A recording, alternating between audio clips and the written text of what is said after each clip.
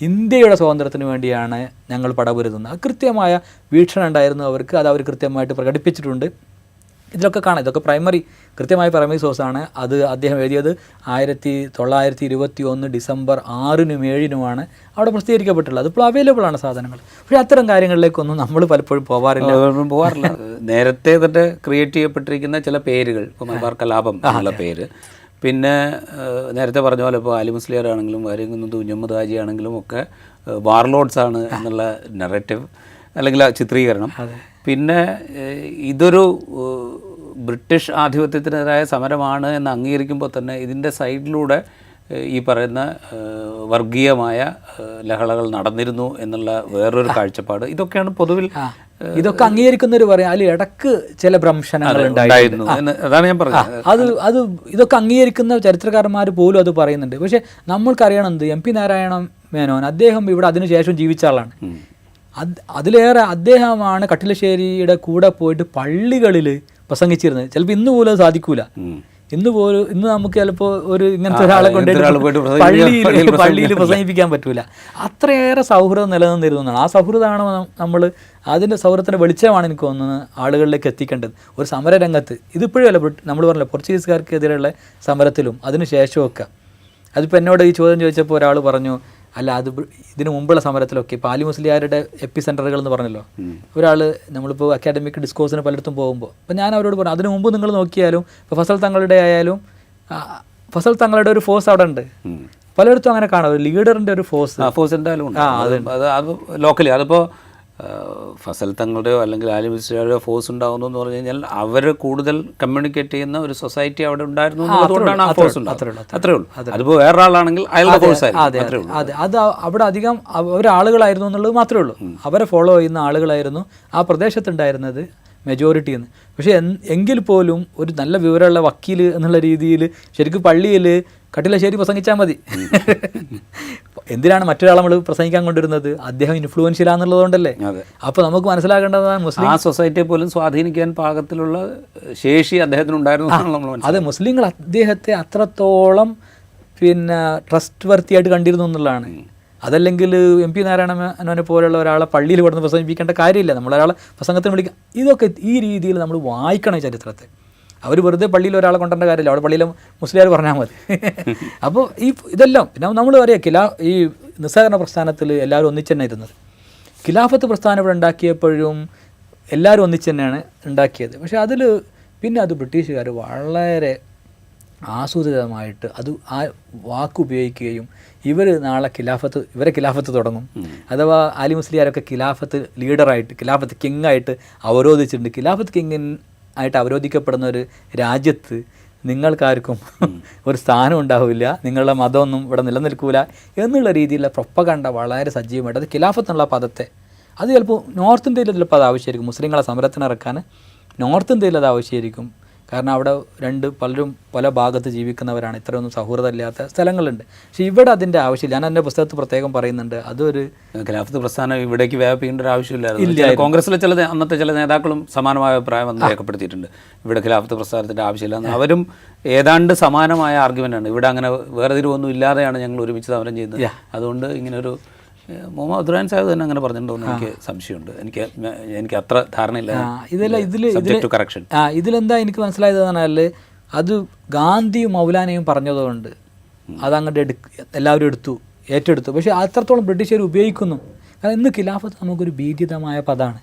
അന്ന് അതത്ര ആയിരുന്നില്ല. കാരണം ബ്രിട്ടീഷുകാർ ഖിലാഫത്ത് അനുകൂലമായിരുന്നല്ലോ ഒരു കാലത്ത്. അല്ല, യുദ്ധം കഴിഞ്ഞതിന് ശേഷമാണല്ലോ ഈ പ്രശ്നങ്ങൾ ഉണ്ടാകുന്നത്. അപ്പോൾ അതുകൊണ്ട് ഖിലാഫത്ത് പിന്നെയുള്ള നെറേറ്റീവുകളിലാണ് ഈ ഖിലാഫത്ത് ഒരു ഭീതിതമായ പദമാക്കി മാറ്റുന്നതും ഇത് ബ്രിട്ടീഷുകാർക്ക് അനുകൂലമായ ഒരു സംജ്ഞയാക്കി മാറ്റുന്നതൊക്കെ. അതിൽ കൂടുതൽ പഠനങ്ങൾ ആവശ്യമാണ്. ഞാനെപ്പോഴും പറയുന്നത് അഫ്ഗാനിയെ പോലെയുള്ളവരുടെ പ്രചോദനത്തെക്കുറിച്ച് പോലും ഇനി പഠനങ്ങൾ ആവശ്യമാണ്. ഈ പാൻ ഇസ്ലാമിക് മൂവ്മെൻറ്റ് വരുന്നതും ഒക്കെ അതിൽ ഞാൻ പ്രത്യേകം പറഞ്ഞിട്ടുണ്ട്. എൻ്റെ തിസീസ് ഈ പുസ്തകം എൻ്റെ ഒരു സുഹൃത്തിന് നേരത്തെ ഇറങ്ങുന്നതിന് മുമ്പേ വായിക്കാൻ കൊടുത്തിരുന്നു. അമേരിക്കയിലുള്ള എൻ്റെ ഒരു സുഹൃത്തിനൊന്നുമില്ല, ഇതിൻ്റെ അഭിപ്രായം അറിയേണ്ടി ഒരു എങ്ങനെയാണ് കാരണം ഇത് 4 പ്രദേശത്ത് നിന്ന് ഇറക്കുന്നുണ്ട് അവർ. ന്യൂയോർക്കിൽ നിന്നുണ്ട്, സിഡ്നിയിൽ നിന്നുണ്ട്, UK എന്നുണ്ട്, ഇന്ത്യയിൽ നിന്ന് ഇറക്കുക. അപ്പോൾ ഞാനതൊരു അമേരിക്കയിലെ ഒരു സ്കോളർക്ക് അതിൻ്റെ മാനുസ്ക്രിപ്റ്റ് വായിക്കാൻ കൊടുത്തു. അദ്ദേഹം എന്നോട് പറഞ്ഞത് 100% ഇങ്ങനെയായിരുന്നു എന്ന് ഞാൻ അറിഞ്ഞിട്ടില്ല. കാരണം ഞാൻ പറഞ്ഞു അദ്ദേഹത്തോട്, അത് ഞങ്ങൾക്ക് മഞ്ചേരിയിൽ നിന്ന് ഉള്ള അനുഭവമാണ്. മഞ്ചേരിയിലെ സമ്മേളനത്തെ 100% എങ്ങനെയാണ് കണ്ടത്, അവിടുത്തെ കർഷകർ സമ്മേളനത്തിൽ മേൽക്കോയ്മ നേടിയതിനെ അവരെങ്ങനെയാണ് പ്രതിരോധിച്ചത്, ഞാനതിൽ എഴുതിയിട്ടുണ്ട്. പക്ഷേ 100%നെ കുറിച്ച് പുറത്ത് അല്ലെങ്കിൽ നമ്മളെ ദേശീയ പ്രസ്ഥാനത്തിൽ അവരെ നമ്മൾ പ്ലേസ് ചെയ്തിട്ടുണ്ട് വേറെ രീതിയിലാണ്. വളരെ സബ്ലൈമായിട്ടുള്ള ഒരു ക്യാരക്ടറായിട്ടാണ് നമ്മൾ അവരെ പ്ലേസ് ചെയ്തിരിക്കുന്നത്. പക്ഷേ നമുക്കുള്ള അനുഭവം അതല്ല. ഞാൻ പറഞ്ഞു, ഞങ്ങളുടെ പ്രാദേശിക ചരിത്രത്തിൽ ഞങ്ങൾക്കുള്ള അനുഭവം, ഞങ്ങൾക്ക് മഞ്ചേരിയിലുള്ള അനുഭവം അതല്ല, അത് റെക്കോർഡഡാണ്. അപ്പോൾ അതുപോലുള്ള പലതുണ്ട് ഈ ചരിത്രത്തിൽ നമ്മൾ കാണുമ്പോൾ. അതെനിക്ക് തോന്നുന്നു ഈ പ്രാദേശികമായ വായനയിലൂടെ മാത്രം ഇത് അനുഭവിച്ച് ഈ നാട്ടിൽ നിൽക്കുന്ന പരസ്പരം ഒരുപാട് ആളുകളെ ഒന്നിച്ച് ജീവിച്ച് നേരത്തെയുള്ള ഹിസ്റ്ററി ആയിട്ടൊക്കെ കണക്ട് ചെയ്യുന്ന ആളുകൾക്ക് മാത്രം ചിലവ് പറയാൻ പറ്റുന്നതും ഉൾക്കൊള്ളാൻ പറ്റുന്നതും ഒരു കാര്യമാണ്. ഇനി ഞാൻ ആ പേരിൻ്റെ സെക്കൻഡ് ഹാഫ്, ഈ ചരിത്രത്തെ കോളനി മുക്തമാക്കുക. ഏതാണ്ട് മലബാർ റെസിസ്റ്റൻസ് എന്നുള്ള പദം ഞാൻ ആ 2 വാക്കുകൾ ഞാൻ തൽക്കാലം മാറ്റി വയ്ക്കുന്നു. ആദ്യത്തെ 2 വാക്കുകൾ എടുക്കുന്നു. ചരിത്രത്തെ കോളനി മുക്തമാക്കുക. അത് ആ കൺസെപ്റ്റിലാണ് ഈ പുസ്തകം ഉണ്ടായിരിക്കുന്നത്. എനിക്ക് തോന്നുന്നു ഈ മലബാറിലെ സൗഹൃദത്തെക്കുറിച്ചുള്ള 16-ാം നൂറ്റാണ്ടിലൊക്കെ ഉണ്ടായിരുന്ന നിലനിന്ന സൗഹൃദത്തെക്കുറിച്ചുള്ള പഠനങ്ങൾ പോലും ഒരുപക്ഷെ ഈ കോളനി മുക്തമാക്കുക എന്നുള്ളൊരു കൺസെപ്റ്റിൻ്റെ ആ കൺസെപ്റ്റ് ഉണ്ടാക്കിയെടുക്കുന്നതിൽ വലിയ പങ്കുവച്ചിട്ടുണ്ട്. ഞാൻ ചോദിക്കുന്നത് ഇവിടെ മാത്രമല്ല, ഇതിപ്പോൾ ഒരൊറ്റ ഇൻസിഡൻറ്റിൻ്റെ കാര്യമാണ് നമ്മളീ പറയുന്നത്. നമ്മൾ ഇന്ത്യൻ സ്വാതന്ത്ര്യ സമര ചരിത്രം എടുത്തു കഴിഞ്ഞാൽ ഈ കോളനിവൽക്കരണം, ചരിത്രത്തിൻ്റെ കോളനിവൽക്കരണം നമ്മുടെ തുടർന്നുള്ള രാഷ്ട്രത്തിൻ്റെ രാഷ്ട്രീയ നിർമ്മിതിയെ വലിയ തോതിൽ സ്വാധീനിച്ചിട്ടുണ്ട് എന്ന് പലരും ചൂണ്ടിക്കാണിക്കാറുണ്ട്. അതായത് ഈ ഇപ്പം നിലനിൽക്കുന്ന ഈ ഹിന്ദുത്വ ശക്തികളുടെ അവരുടെ തുടക്കത്തിന്, അവരുടെ ഉയർച്ചയ്ക്ക്, പിന്നീട് അവരുടെ അധികാരത്തിലേക്കുള്ള യാത്രയ്ക്ക് ഒക്കെ ഈ ചരിത്രം വലിയ തോതിൽ സഹായിച്ചിട്ടുണ്ട് എന്ന് പല കോണിൽ നിന്നുള്ള വിമർശനമുണ്ട്. അപ്പോൾ നമ്മൾ ഈ പറയുന്ന പ്രക്രിയ സത്യം പറഞ്ഞു കഴിഞ്ഞാൽ ഇവിടെ ഒതുക്കേണ്ടതല്ല. ഈ ചരിത്രത്തെ കോളനി മുക്തമാക്കുക എന്ന് പറയുന്നൊരു പണി നമ്മൾ തുടക്കം മുതൽ എടുക്കേണ്ടി വരും. അതെ, അല്ല, ബ്രിട്ടീഷുകാർ തുടങ്ങി വെച്ചതാണിത്, ഈ മതം തിരയുക എന്നുള്ളത്. ഇത് ഇന്ത്യ ചരിത്രത്തെക്കുറിച്ച് അന്വേഷിക്കുമ്പോഴും നമ്മൾ നേരത്തെ ഇന്ത്യയിൽ മുഗളന്മാർക്ക് മുമ്പ് പലരും ഭരിച്ചിട്ടുണ്ട്. അവരെ ആരുടെയും, അത് ഈറ്റണൊക്കെ പറഞ്ഞിട്ടുണ്ടത്, നമ്മൾ ആരുടെയും മതം അന്വേഷിച്ചിട്ടില്ല. നമ്മൾ ചോദിച്ചിട്ടില്ല അവരേത് മതമായിരുന്നു. അന്ന് ഇവിടുത്തെ പ്രൈമറി സോഴ്സുകൾ, സംസ്കൃതത്തിലൊക്കെ എഴുതിയ പ്രൈമറി സോഴ്സുകളിൽ പോലും അവരുടെ മതം പറഞ്ഞിട്ടില്ല. പക്ഷേ ബ്രിട്ടീഷുകാരാണ് ആദ്യം പറഞ്ഞത് മുഗളന്മാർ മുസ്ലിങ്ങളാണ്, അതോ മുസ്ലിം ഭരണമാണെന്ന്. ആ കാലത്ത് മുസ്ലിം ഭരണമാണ് വന്നത്. അതിനു മുമ്പ് മുഴുവൻ ഹിന്ദു ഭരണമായിരുന്നു എന്നും ബ്രിട്ടീഷുകാർ പറഞ്ഞു. അതെ, പക്ഷേ അവരുടെ കാര്യം വരുമ്പോൾ, അഥവാ അവർ ലാറ്റിൻ അമേരിക്ക കീഴടക്കുമ്പോൾ നമ്മൾ പറയല് സ്പാനിഡേഴ്സാണ് അവർ. അവരുടെ ഭാഷയെക്കുറിച്ചാണ് സംസാരിക്കുന്നത്, അവരുടെ മതത്തെക്കുറിച്ച് പറയുന്നില്ല. പിന്നെ ഇംഗ്ലീഷ് കാലഘട്ടത്തെക്കുറിച്ച് പറയും. അവർ കാലഘട്ടം പറയുമ്പോൾ അവർ ബ്രിട്ടീഷ് ഭരണമാണ്. അവരുടെ ഭരണകർത്താക്കളുടെ മതത്തെക്കുറിച്ച് അവർ പറയുന്നില്ല. ആവശ്യമുള്ളപ്പോൾ അത് റിച്ചാർഡ് ഈറ്റനൊക്കെ പറഞ്ഞിട്ടുണ്ട്, അത് കൃത്യമായിട്ട് പറഞ്ഞിട്ടുണ്ട്. ഇത് ഈ ഒരു രീതിയിലുള്ള ചരിത്രത്തിൻ്റെ വായന, അഥവാ മതം, ഭരണാധികാരിയുടെ മതം ഉപയോഗിച്ച് ചരിത്രത്തെ വായിക്കുന്ന രീതിശാസ്ത്രം തന്നെ കൊളോണിയൽ ഒരു പ്രൊഡക്റ്റാണ്. അതാണ് നമ്മൾ പിന്തുടർന്ന് വന്നത്. പിന്നീട് നമ്മൾ തന്നെ പറയാൻ തുടങ്ങിയത് മുസ്ലിം ഇന്ത്യ, മുസ്ലിം ഭരണം എന്നുള്ള രീതിയിൽ നമ്മൾ പഠിപ്പിച്ചുകൊണ്ടേയിരിക്കുകയാണ്. കൊളോണിയലിസത്തിന് ശേഷവും നമ്മൾ ഔദ്യോഗിക ചരിത്രത്തിൽ പഠിപ്പിക്കുന്നത് ഒരു മുസ്ലിം ഭരണമായിട്ടാണത്. ആ വന്നവരുടെ നോക്കിയാൽ അറിയാം, അവർ പലരും ഹിന്ദുക്കളെ നമുക്ക് വേദക്കാരെന്നാണല്ലോ പറയാം. മുസ്ലിങ്ങളുടെ വിശ്വാസത്തിൽ വേദക്കാരെ കല്യാണം കഴിക്കാറുണ്ട്. ഇവിടുത്തെ ഹിന്ദുക്കളെ രജപുത്രനെ ഒരു വേദക്കാരായിട്ട് കണ്ടിട്ട് കല്യാണം കഴിച്ച ഭരണാധികാരിയുള്ള സ്ഥലമാണ്. അല്ല, അത്രയും മുസ്ലിം റൂളേഴ്സ് ഉള്ള സ്ഥലമാണ്. മുസ്ലിം റൂളേഴ്സ് എന്ന് പദം ഉപയോഗിക്കാമെങ്കിൽ അതെ, മുസ്ലിം റൂളേഴ്സ്, അതാ ഞാൻ പറഞ്ഞത്. അവിടെ മുസ്ലിം റൂളേഴ്സ് എങ്ങനെ അത് മാച്ചാവുന്നുള്ളതാണ്. കാരണം അത്ര ഇൻറ്റഗ്രേറ്റഡ് ആയിട്ടുള്ള, കാരണം അത് അവരുടെ കൾച്ചറിൻ്റെ ഭാഗമാണ്. അത്ര ഇൻറ്റഗ്രേറ്റഡ് ആയിട്ടുള്ള ഒരു സൊസൈറ്റി രൂപപ്പെട്ട സ്ഥലമാണ്. അവരൊരിക്കലും, നമുക്കറിയാം എന്താ അവരുടെയൊക്കെ ആരായിരുന്നു അവരുടെ കൂടെ ഉണ്ടായിരുന്ന, അവരുടെ മന്ത്രിസഭയിലും അതുപോലെ തന്നെ അവരുടെ സൈന്യത്തിലുമൊക്കെ മേലധികാരികളായിരുന്നതും, പിന്നെ ഇവിടുത്തെ ഉപനിഷത്തുകളെയൊക്കെ അങ്ങോട്ട് കൊണ്ടുപോയതും അല്ല, ഇതിൻ്റെ ചരിത്രമൊക്കെ നമ്മളെ കയ്യിലുണ്ട്. പക്ഷേ എന്നിട്ടും നമ്മൾ ബ്രിട്ടീഷ് ചരിത്രത്തെ നമ്മൾ ഉൾക്കൊള്ളുന്നത് കൊണ്ട് നമ്മളെല്ലാം ആളുകളും, ഇവിടുത്തെ പ്രാദേശിക ചരിത്രകാരന്മാരും നമ്മളെ നാട്ടിലെ ചരിത്രകാരന്മാരും ഇനി ആൻറ്റി കൊളോണിയൽ എന്ന് പറയുന്നവരും പോസ്റ്റ് കൊളോണിയൽ കാലത്തിലൊക്കെ നമ്മൾ പിന്തുടർന്നത് ഈ ഒരു രീതിശാസ്ത്രമാണ്. ഇത് മാറ്റാൻ നമ്മൾ തയ്യാറായിട്ടില്ല. അത് ഈ മലബാർ സമരത്തിൻ്റെ കാര്യത്തിലുണ്ട്. നമ്മൾ നേരത്തെ പറഞ്ഞല്ലോ, മാധവൻ നായർ എഴുതിയപ്പോഴും മലബാർ കലാപം എന്നെഴുതി, പിന്നെ അത് കോയക്കുട്ടി മൗലവി എഴുതിയപ്പോൾ മലബാർ ലഹള എന്ന് എഴുതി. അവർ ചിലപ്പോൾ ലിംഗ്വിസ്റ്റിക്കലി അവർക്ക് അവബോധം ഉണ്ടായിരുന്നു എന്നുള്ളത് നമുക്ക് സംശയിക്കേണ്ട ഒരവസ്ഥയാണുള്ളത്. എന്താണ് ഇത്തരത്തിലുള്ള പദങ്ങൾ നിരന്തരം ഉപയോഗിച്ചു നമ്മൾ. ഇപ്പോഴും പുതിയ തലമുറയിലെ ആളുകൾക്ക് മലബാർ കലാപം എന്ന് പറഞ്ഞില്ലെങ്കിൽ ചിലപ്പോൾ ഐഡൻറ്റിഫൈ ചെയ്യപ്പെടുന്നില്ല എന്നുള്ള രീതിയിലാണ് തോന്നലുണ്ട്. സ്വാഭാവികമാണ്. കാരണം വെച്ച് കഴിഞ്ഞപ്പോൾ മലബാറിലെ ആദ്യത്തെ സ്വാതന്ത്ര്യ സമരം എന്ന് പറഞ്ഞു കഴിഞ്ഞാൽ ആളുകൾക്ക് മനസ്സിലാവില്ല. മലബാർ കലാപം എന്ന് പറഞ്ഞാൽ 1920 എന്ന് പെട്ടെന്ന് മനസ്സിലാവും. അതെ അതെ അതെ, ആ ഒരു രീതിയിലാണ് ഈ ഒരു നെഗറ്റീവ് അതിലവർ വിജയിച്ചു എന്നുള്ളതാണ്. അതെല്ലാ സ്ഥലത്തുണ്ട്. ഇപ്പോൾ അവർ നിരന്തരമായിട്ട് പത്രങ്ങളിൽ എഴുതി. പിന്നെ ഇപ്പോൾ നമ്മൾ കാണാൻ പറ്റും ഒരു പത്രത്തിൽ അവർ പറയുന്നത് മാപ്പിള ആമസോൺ. ഞാൻ രണ്ടാമത്തെ ചാപ്റ്ററിൽ അത് ഹൈലൈറ്റ് ചെയ്തിട്ടുണ്ട്. ഇത് മാപ്പിള ആമസോൺ ആണെന്ന്.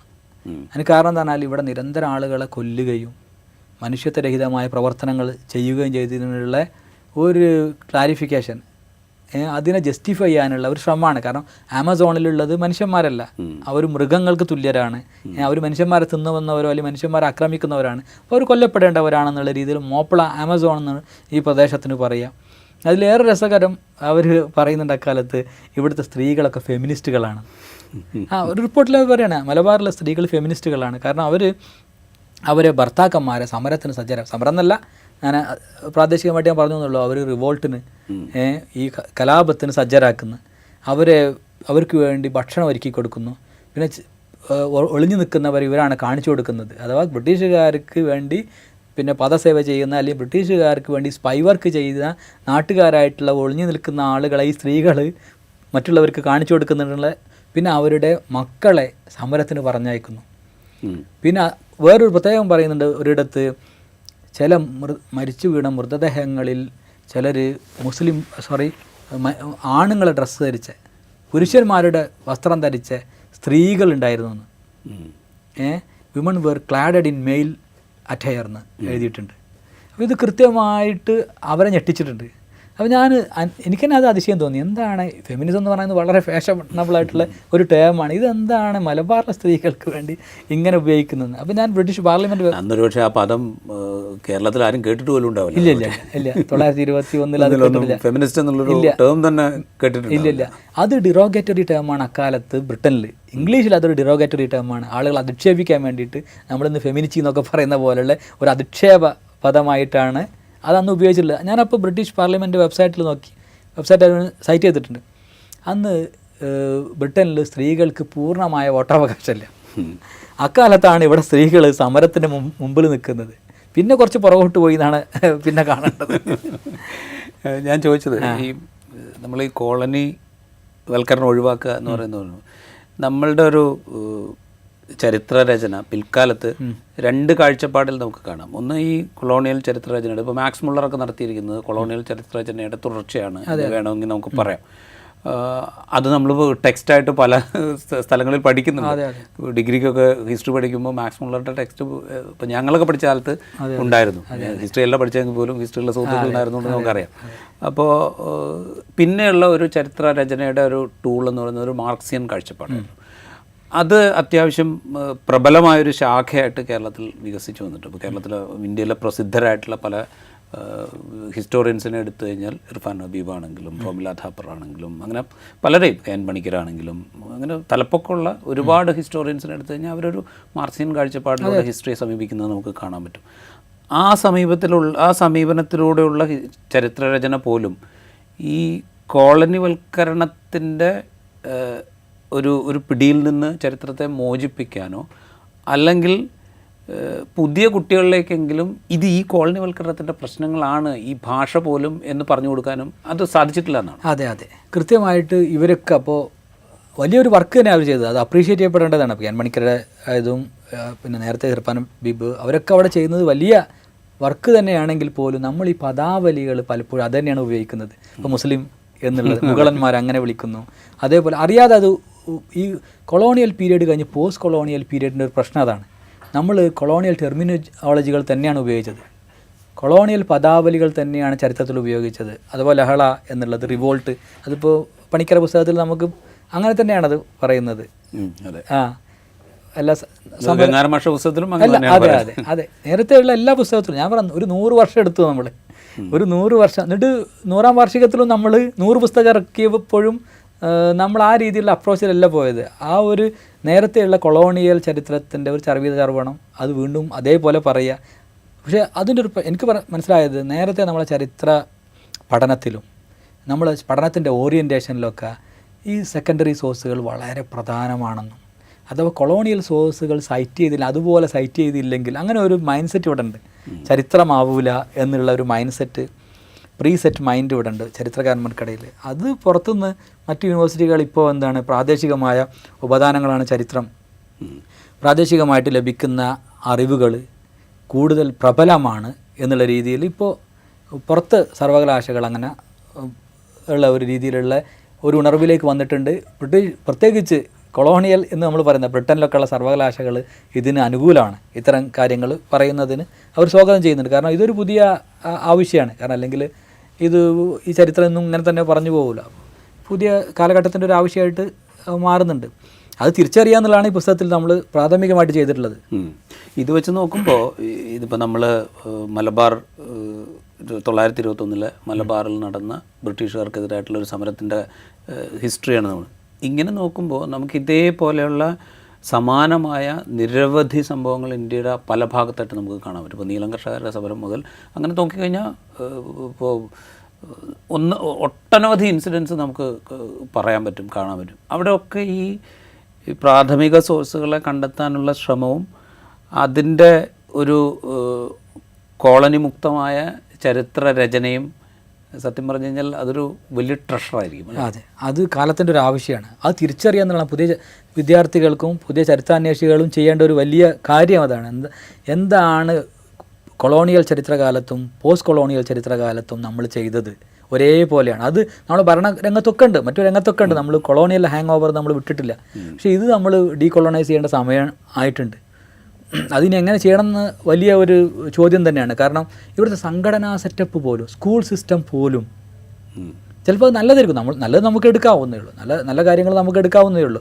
ഒക്കെ ആ സമയത്ത് അവരുടെ ആവശ്യത്തിന് വേണ്ടിയിട്ട് ഡിസൈൻ ചെയ്തും എസ്റ്റാബ്ലിഷ് ചെയ്തതുമാണ്. കാരണം അവർ മനസ്സിലാക്കിയതാണ് ഈ പ്രാഥമികമായ വിദ്യാഭ്യാസ കേന്ദ്രങ്ങളിൽ നിന്നാണ് ഈ ഒരു സ്ഫുരണം വരുന്നത്, ഇത്തരത്തിലുള്ള ആവേശം വരുന്നത്. അതിനുവേണ്ടിയാണ് ഗുണ്ടർട്ടിനെ കൊണ്ടുവന്ന് ആദ്യത്തെ പാഠപുസ്തകം ഉണ്ടാക്കുന്നതും സ്കൂൾ സിസ്റ്റങ്ങളൊക്കെ കൊണ്ടുവരുന്നതൊക്കെ അവരൊക്കെ ഇതിലേക്ക് ഇൻ്റഗ്രേറ്റ് ചെയ്തിട്ട് ഒരു പുതിയ സിസ്റ്റമായിട്ട് മാറ്റുന്നതൊക്കെ അത് ഒരുപാട് വേറെ രീതിയിൽ അത് മോഡേണൈസേഷൻ്റെ ഭാഗമായിട്ട് ഗുണം ചെയ്തിട്ടുണ്ട്.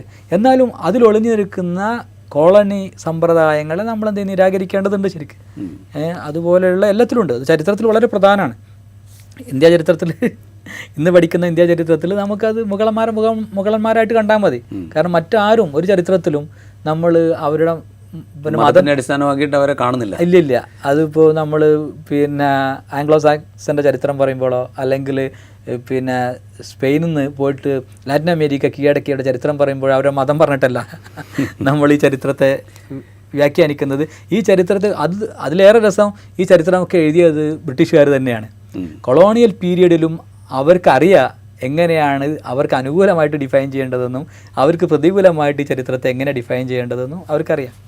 റൈറ്റ്. ഞാൻ ഈ നമ്മുടെ മലബാറിലെ 1921 ആദ്യത്തെ സ്വാതന്ത്ര്യ സമരം എന്ന് നമുക്ക് വിശേഷിപ്പിക്കാവുന്ന അതിൻ്റെ ഒരു കോണ്ടെക്സ്റ്റിൻ്റെ 100ാം വാർഷികത്തേക്ക് കൊണ്ടുവന്നു കഴിഞ്ഞാൽ നേരത്തെ സൂചിപ്പിച്ചല്ലോ, ഈ 100ാം വാർഷികം വരുമ്പോൾ ഒരു പാരലൽ ക്യാമ്പയിൻ അപ്പുറത്ത് വേറെ നടക്കുന്നുണ്ട്. അതായത് ഇത് തീർത്തും വർഗീയമായ മുസ്ലിം ലഹളക്കാർ മതം മാറ്റുന്നതിന് വേണ്ടി അക്കാലത്ത് സ്വത്ത് ഒക്കെ വലിയ ആഢ്യന്മാരൊക്കെ ആയിരുന്ന വിഭാഗങ്ങളുടെ സ്വത്ത് കവർ ചെയ്യുന്നതിന് വേണ്ടി ഇതിനൊക്കെ ഡിസൈൻ ചെയ്തൊരു പരിപാടിയായിരുന്നു എന്നുള്ളൊരു വലിയ ക്യാമ്പയിൻ അപ്പുറത്തെ ഭാഗത്ത് നടന്നു.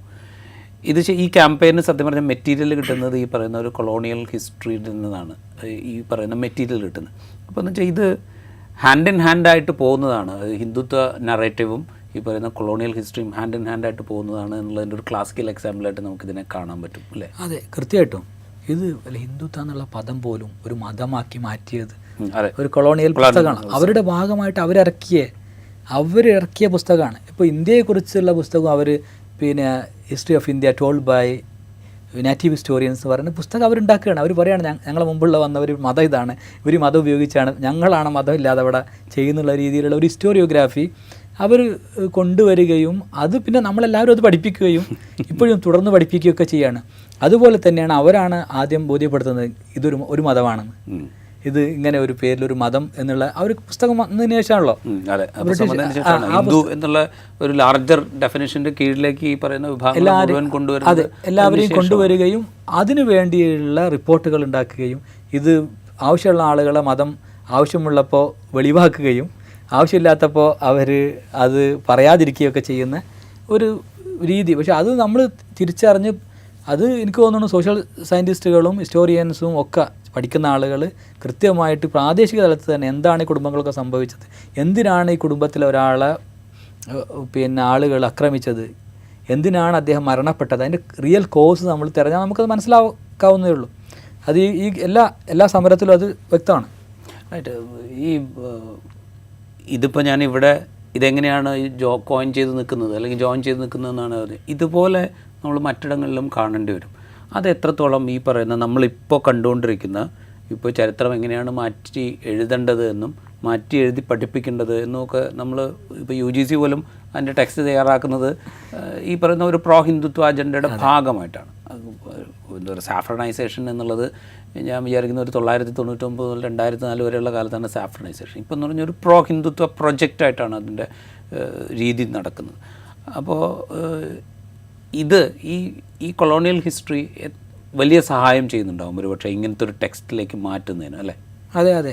പക്ഷേ അതിനെ പ്രതിരോധിക്കുന്നുണ്ട്. ഇപ്പോൾ ലാറ്റിൻ അമേരിക്കയിൽ ഡീകോളോണിയൽ ഹിസ്റ്റോഗ്രാഫിയെക്കുറിച്ചുള്ള കൃത്യമായ ധാരണ അവർക്കുണ്ട്. ഇപ്പോൾ ഒരു ഉദാഹരണം പറഞ്ഞാൽ സൗത്ത് ആഫ്രിക്കയിൽ നെൽസൺ മണ്ടേലയുടെ കൂടെ ജയിലിൽ മരിച്ച ഏക ഇമാമായിട്ടുള്ള ഇമാം ഹാറൂൺ, അദ്ദേഹത്തിൻ്റെ മകൻ മുഹമ്മദ് ഹാറൂൺ എൻ്റെ സുഹൃത്താണ്. അദ്ദേഹം അവിടുത്തെ പ്രൊഫസറായിരുന്നു, റിട്ടയറായി. അദ്ദേഹം സൗത്ത് ആഫ്രിക്കയുടെ ചരിത്രത്തെക്കുറിച്ചൊക്കെ നന്നായി അറിയുന്ന ആളാണ്. അദ്ദേഹം ചെയ്തൊരു കാര്യം, സൗത്ത് ആഫ്രിക്കക്ക് സ്വാതന്ത്ര്യം കിട്ടിയപ്പോൾ അദ്ദേഹം ഒരു കേസ് ഫയൽ ചെയ്തു. അദ്ദേഹം പറഞ്ഞു എൻ്റെ പിതാവ് എങ്ങനെ മരിച്ചത് എന്നുള്ളത് അറിയണം. എന്നിട്ട് അദ്ദേഹം കേസ് കൊടുത്തു. കഴിഞ്ഞ വർഷം അത് വിധി പറഞ്ഞു.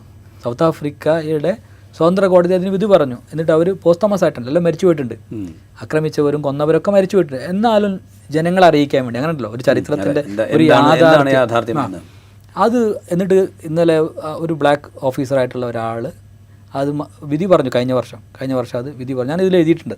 ഈ പുസ്തകത്തിൻ്റെ അവസാനം ഞാൻ പറയുന്നുണ്ട്, ഇവിടുത്തെ കേസുകളൊക്കെ അന്ന് ഇവരെ ധൃതിയിൽ, കാരണം തോമസിനും ഹിച്ച്കോക്കിനും ഇവിടെ പെട്ടെന്ന് മാർഷൽ ലോ കൊണ്ടുവരും. മാർഷൽ ലോ ഇല്ലാതെ ആരെങ്കിലും ഇത് കൃത്യമായി അന്വേഷിച്ചാൽ അവരെ യാഥാർത്ഥ്യം ഒരുപക്ഷെ പുറത്തേക്ക് വരും. അവരെ ഈഗോയാണ് ഈ ബ്രിട്ടീഷ് ഓഫീസർമാരെ പോലും മരിക്കാൻ കാരണമെന്നുള്ളതിലേക്ക് വരും. അതവർക്ക് ബുദ്ധിമുട്ടാകും. അതുകൊണ്ട് അവർ ഇത്തരം കേസുകൾ മുഴുവൻ മാർഷൽ ലോ പ്രയോഗിച്ചിട്ടാണ് വിചാരണക്ക് കൊണ്ടുവന്നതൊക്കെ. ഇത്തരം കേസുകളൊക്കെ നമ്മളെ രീതിയിൽ ഇത്തരമൊക്കെ വീണ്ടും അന്വേഷിക്കുകയും അവരെഴുതിയ കുറ്റപത്രമല്ല ശരിയായ കുറ്റപത്രം എന്ന് പറയുകയൊക്കെ വേണം. അതൊക്കെ സൗത്ത് ആഫ്രിക്ക ഒരു വലിയ മോഡലാണ്. ഒരു ശേഷമാണ് അവർക്ക് സ്വാതന്ത്ര്യം ലഭിച്ചതെങ്കിലും അവരൊക്കെ വലിയ മോഡലാണ്. അവിടെ സൗഹൃദവും അത്തരത്തിലുള്ള നിലനിൽക്കുന്നുണ്ട്. റൈറ്റ്. ഇത് പറയുമ്പോഴേ ഞാൻ ചോദിച്ചത്, ഇന്ത്യൻ ഈ ചരിത്ര ഗവേഷക സമൂഹം എന്ന് പറയുന്നത് ചെറുതല്ല, വളരെ സ്ട്രോങ് ആയിട്ടുള്ളൊരു പ്രസൻസ് ഉണ്ടായിരുന്നതാണ്. വളരെ വലിയ തോതിൽ ആദരിക്കപ്പെട്ടവരുമാണ്. ചില ആളുകളുടെയൊക്കെ പേര് പറയുമ്പോൾ തന്നെ നമുക്ക് അവരുടെ കോൺട്രിബ്യൂഷനും അവർ നമുക്ക് കാണിച്ചു തന്നിരിക്കുന്ന ഒരു വേ ഓഫ് തോട്ടും ഒക്കെ നമുക്ക് പെട്ടെന്ന് ഓർമ്മയിലേക്ക് വരും. അത്രയും സ്ട്രോങ് ആയിട്ടുള്ളൊരു പ്രസൻസ് ഉണ്ട്. ഇത്രയും സ്ട്രോങ് ആയിട്ടുള്ളൊരു കമ്മ്യൂണിറ്റിയിൽ എത്രത്തോളം ഈ പറയുന്നൊരു ആശയം, അതായത് ഈ കോളനി മുക്തമാക്കുക ചരിത്രത്തെ എന്ന് പറയുന്ന ഒരു ആശയം എത്രത്തോളം ഡിസ്കസ് ചെയ്യപ്പെടുന്നുണ്ട്, അത് എത്രത്തോളം മുമ്പോട്ട് കൊണ്ടുപോകാൻ സാധിക്കും നമുക്ക്? അതെ, ഇതിൽ വലിയൊരു പ്രശ്നമുണ്ട്. കാരണം നേരത്തെ വലിയ നെഗറ്റീവുകൾ വന്നിട്ട് ഇതൊക്കെ കൺസ്ട്രക്റ്റഡാണ്. പിന്നെ നേരത്തെ എനിക്ക് മനസ്സിലായത്, നമ്മൾ സ്കൂളിൽ തന്നെ പഠിച്ചതുകൊണ്ട് പലപ്പോഴും പ്രീസെറ്റ് മൈൻഡുള്ള ആൾക്കാരാണ്. നമ്മൾ ഹിസ്റ്ററിൻ്റെ ബാക്ക്ഗ്രൗണ്ടിൽ വരുന്ന ആളുകളെ, എല്ലാവരും മനുഷ്യന്മാർ തന്നെയാണ്, അവരെ തിരുത്തണമെങ്കിൽ ഡീലേൺ ചെയ്യണമെങ്കിൽ വലിയ പണിയാണ്. അത് നേരത്തെ ഉണ്ടായിട്ടുണ്ട്. അപ്പോൾ എനിക്ക് തോന്നുന്നു പ്രാദേശികമായിട്ടുള്ള അനുഭവങ്ങളുടെ പശ്ചാത്തലം നമുക്ക് പറയാൻ പറ്റുള്ളൂ.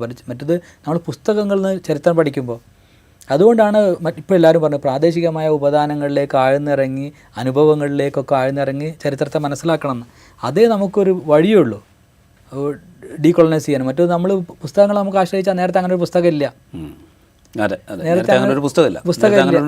റീഡിംഗ് ഇല്ല, പിന്നെ നമുക്ക് ഡോക്യുമെന്റുകളും ഇല്ല. അതിലേറെ അന്നത്തെ പ്രൈമറി സോഴ്സുകളിൽ പോലും ഇത്തരം പദങ്ങൾ കാണാം.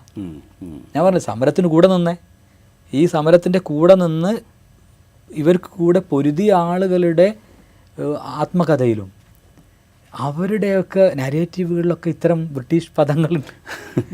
അവരും കലാപം, ലഹളക്കാർ എന്നൊക്കെ എനിക്ക് ഉപയോഗിക്കുന്നുണ്ടാവുക. റബ്ബൽസ് എന്ന് ഉപയോഗിച്ചിട്ടുണ്ട്. പിന്നെ തിരുത്തിയത് ചിലപ്പോൾ അങ്ങനെയൊക്കെ ഉണ്ട്. ഇപ്പോൾ അവരുടെ പുസ്തകങ്ങൾക്ക് പേര് ഇപ്പോൾ മാധവൻ നായർ പുസ്തകത്തിന് പേരിട്ട് മലബാർ കലാപം എന്നാണ്. അത് ഞാൻ പറഞ്ഞത്. പിന്നെ കോയട്ടി മൗലവിയുടെ മലബാർ ലഹള എന്നല്ലേ, അല്ല ലഹളക്കാർ എന്നാണ് പലരും. ഇത് ബ്രിട്ടീഷുകാർ പറയുന്ന പേരാണ്. കാരണം ഇവിടെ ഒരു വിഭാഗം മാത്രമായിരുന്നില്ലല്ലോ, പക്ഷേ വോയിസ് ഉള്ള വലിയൊരു വിഭാഗം ബ്രിട്ടീഷുകാരുടെ കൂടെ ഉണ്ടായിരുന്നു. മുസ്ലിങ്ങളും ഉണ്ടായിരുന്നു. കാരണം ജന്മിമാരൊക്കെ അന്ന് പണമുള്ളവരൊക്കെ ബ്രിട്ടീഷ് പക്ഷത്താണ്. അതുകൊണ്ട് അത്തരത്തിലുള്ള പദാവലി ഇവിടുത്തെ ഭാഷകളിലും പത്രങ്ങളിലൊക്കെ കൃത്യമായിട്ട് ഉപയോഗപ്പെട്ടിരുന്നു. അതാണല്ലോ ആളുകൾ വായിക്കുന്നത് ആ കാലത്ത്. പക്ഷേ അതിനെ ഒരു പിന്നെ ഡീകോളനൈസ് ചെയ്യാനോ അല്ലെങ്കിൽ അതിനെ പ്രാദേശികമായ പദങ്ങൾ ഉപയോഗിച്ച് അന്ന് തന്നെ മാറ്റി എഴുതാനോ കഴിഞ്ഞിട്ടില്ല. അതൊരു വലിയ പിന്നെ പരിമിതിയായിരിക്കും ചിലപ്പോൾ ആ സമയത്ത്. ഇപ്പോൾ അന്ന് പൊരുതി മരിക്കുന്ന ആളുകൾക്ക് ഈ ഭാഷയെക്കുറിച്ച് ചിന്തിക്കാനും അല്ല ഇത്തരം ഒരു നെഗറ്റീവിനെ കുറിച്ച് ആലോചിക്കാനും സമയമില്ല. അതിൽ തന്നെ ആകെ ഇദ്ദേഹം അവരുടെ കൺസേൺ അതല്ല, അവരുടെ കൺസേൺ അതേ അല്ല. എന്താണ് ഒരു ഭാഷ. പിന്നെ അന്ന് ലിംഗ്വിസ്റ്റിക് വാർഫെയറിനെ കുറിച്ച് എന്നെ പിൽക്കാലത്ത് എങ്ങനെ ആയിരിക്കും ആളുകൾ വിളിക്കുക എന്നല്ലല്ലോ അവർ ചിന്തിച്ചിട്ടില്ല. പക്ഷെ അതിൽ വാര്യംകുന്നം കുഞ്ഞഹമ്മദ് ഹാജിയുടെ കത്തുകൾ സ്പഷ്ടമാണ്. അദ്ദേഹം അതിൽ പറയുന്നുണ്ട് ഞങ്ങൾ ആരാണ്, ഞാൻ ആരാണ്. അദ്ദേഹം തിരിച്ചറിഞ്ഞിട്ടുണ്ടെന്ന് മനസ്സിലായി. എനിക്ക് മനസ്സിലായത് വാര്യംകുന്നം കുഞ്ഞഹമ്മദ് ഹാജി അത് തിരിച്ചറിഞ്ഞിട്ടുണ്ടെന്ന്. അതുകൊണ്ട് അദ്ദേഹം പറയും ഞങ്ങൾ ഇന്ത്യ എന്ന് സ്പെസിഫിക് ആയിട്ട് പറയുന്നുണ്ട്. കാരണം മറ്റത് ഞങ്ങൾ ഖിലാഫത്തൊന്നും അതിൽ പറയുന്നില്ല. അവർ സ്പെസിഫിക് ആയിട്ടുള്ള പദങ്ങളൊക്കെ ഉപയോഗിക്കുന്നുണ്ട്, അദ്ദേഹം ചെയ്യുന്നുണ്ട്. പക്ഷേ ഇതെല്ലാവർക്കും അറിയാൻ പറ്റിയിട്ടില്ല എന്നുള്ളതും അത് ശേഷം ഇത്തരത്തിലുള്ള പദാവലികൾ വളരെ വ്യാപകമായിട്ട് അത് ഈ ഒരു കാര്യത്തിൽ മാത്രമല്ല, നമ്മൾ കേരളത്തിൻ്റെ ചരിത്രത്തിലും മലയാളത്തിൻ്റെ ചരിത്രത്തിലും ഒക്കെ ഇതുണ്ട്. ഇപ്പം ഇതൊരു പെറിഫറിയിൽ മാത്രമാണിതെന്ന് കരുതരുത്. ഞാൻ ഭാഷയെക്കുറിച്ച് പഠിച്ചു, മലയാള ഭാഷയുടെ. ഈ മലയാളം എന്നുള്ള പേര് ഈ ഭാഷയ്ക്ക് നൽകിയത് ഗുണ്ടർട്ടാണ്. ഇതിനെപ്പറ്റി ഡിബേറ്റൊക്കെ ഉണ്ടായിരുന്നു. ഞാൻ ലേഖനം എഴുതി, വേറെ പലരും 3 ലേഖനങ്ങളൊക്കെ എഴുതി. ഞാൻ KCHR ഇവരൊക്കെ നടത്തിയ സെമിനാറിലും. പക്ഷേ ചിലരൊക്കെ എന്നോട് അതിനെ എതിർക്കാൻ വരാറുണ്ട്. ഞാൻ പറഞ്ഞു പ്രൈമറി സോഴ്സുകളുമായിട്ട് നിങ്ങൾ വന്നാൽ ഞാൻ. പക്ഷേ അത് പ്രത്യക്ഷത്തിൽ ആദ്യം പറയുമ്പോൾ അവർക്ക് ഉൾക്കൊള്ളാൻ പ്രയാസമാണ്. ഞാനിപ്പോൾ അത് നിരന്തരം പറയാറുണ്ട്. കാരണം മലയാളം എന്നുള്ള ഈ ഭാഷയുടെ പേര് തെറ്റായിട്ടൊരു കൊളോണിയൽ രീതിശാസ്ത്രത്തിൻ്റെ ഭാഗമായിട്ട് അദ്ദേഹം എഴുതി ചേർത്തതാണ്. കാരണം ഈ പ്രദേശത്തിൻ്റെ പേരാണ് മലയാളം എന്നുള്ളത്. അതിന് മുമ്പത്തെ ചരിത്രത്തിൽ നമ്മൾ പിന്നെ ഗുണ്ടട്ട് വരുന്നതിന് മുമ്പുള്ള എല്ലാ രേഖകളും പരിശോധിച്ചാൽ പ്രദേശത്തിൻ്റെ പേരായിട്ടാണ്. നമുക്ക് ഓർത്തൂസ് മലബാറിക്കസ് പോലുള്ള മുമ്പ് എഴുതപ്പെട്ട പുസ്തകങ്ങളുണ്ട്. അതിൽ ഇംഗ്ലീഷിൽ ഇത് രേഖപ്പെടുത്തപ്പെട്ടിട്ടുണ്ട്. പ്രദേശത്തിൻ്റെ പേരാണ് അവിടെ മലയാളം. അളം നമുക്കറിയാം. അളം എന്നുള്ളത് ഇന്നും പിന്നെ നമ്മൾ നിലമ്പൂർ ആദിവാസികൾ താമസിക്കുന്ന വീടിൻ്റെ പേര് അളം എന്നാണ്. അളം അഥവാ മലയാം ആളുകളുടെ അളം അതൊരു പ്രദേശത്തിൻ്റെ പേരായിട്ടാണ്. ഓർത്തൂസ് മലബാറിക്ക് നമുക്ക് പ്രിൻ്റഡ് ആയിട്ടുള്ള ഡോക്യുമെൻ്റ് അവൈലബിൾ ഉണ്ട്. പക്ഷേ നമ്മളതൊന്നും എടുക്കാറില്ല. കാരണം ഗുണ്ടട്ട് സാഹിബ് പറഞ്ഞതുകൊണ്ട് നമ്മുടെ ഭാഷയുടെ. എന്നിട്ട് നമുക്ക് മലയാളം യൂണിവേഴ്സിറ്റി ഉണ്ട്. ഇപ്പോൾ അതിലേറെ വളരെ രസകരമായിട്ടുള്ളൊരു കാര്യം, ഇപ്പോൾ കേരള ഗവൺമെൻറ് ഇതൊക്കെ ഈ സമയത്ത് പറയണമെന്നല്ല, കാരണം ഞാനത് പറയണമെന്ന് കരുതിയത് എന്നാൽ ഇത് ഒരു മലബാർ സമരത്തിൻ്റെ മാത്രം പ്രശ്നമല്ല എന്ന് പറയാം. ഇത് വലിയ രീതിയിൽ എല്ലാവരെയും ബാധിക്കുന്ന കേരളം എന്ന പദത്തിൻ്റെ മലയാളം എന്ന പദത്തിനൊക്കെ ഈ കൊളോണിയൽ ഹാങ് ഓവർ ഉണ്ടെന്ന്. അതുകൂടി നമ്മൾ തിരിച്ചറിയാം. ഇതൊക്കെ ഉണ്ട്, അവിടെയൊക്കെ ഡീകോളനൈസ് ചെയ്യേണ്ട ആവശ്യമുണ്ട്. ഇത് പലതിലുണ്ട്, മൊത്തം ചരിത്രത്തിലുണ്ട്. ഇപ്പോൾ കേരള ഗവൺമെൻറ് പേര് കേരള എന്നായിരുന്നു. കേരളം എന്നാക്കാൻ വേണ്ടിയിട്ട് കേന്ദ്ര ഗവൺമെൻറ് കേന്ദ്രത്തിന് അയച്ചിട്ടുണ്ട്. കേന്ദ്രപാത ഇങ്ങനെ വെച്ചുകൊണ്ടിരിക്കുകയാണ്.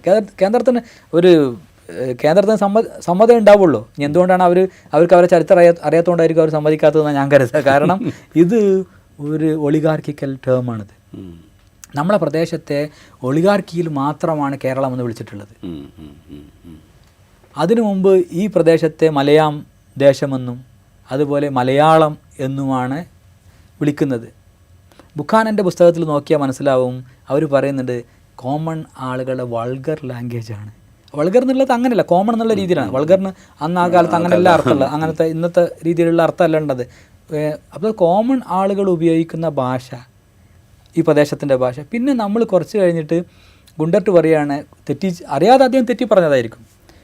പിന്നെ അത് പുസ്തകത്തിൽ ഞാനൊരു പുസ്തകം ചെയ്യുന്നുണ്ട്, അപ്പോൾ പറയാമെന്ന് കരുതിയത് കൂടുതൽ കാര്യങ്ങൾ. കാരണം ഇപ്പോൾ ഒരു സമയത്ത് നമ്മളിതെല്ലാം പറയുമ്പോൾ ആളുകൾക്ക് അത് ആക്സെപ്റ്റ് ചെയ്യാനൊരു പ്രശ്നം ഉണ്ടാകും. അത് ഉപദാനങ്ങൾ വെച്ചുകൊണ്ട് തന്നെ നമ്മളക്കാലത്തെ കൃത്യമായ തെളിവുകൾ, പ്രാദേശികമായ ഉപദാനങ്ങൾ വെച്ചുകൊണ്ട് തന്നെയാണ് ഇത് പറയേണ്ടത്.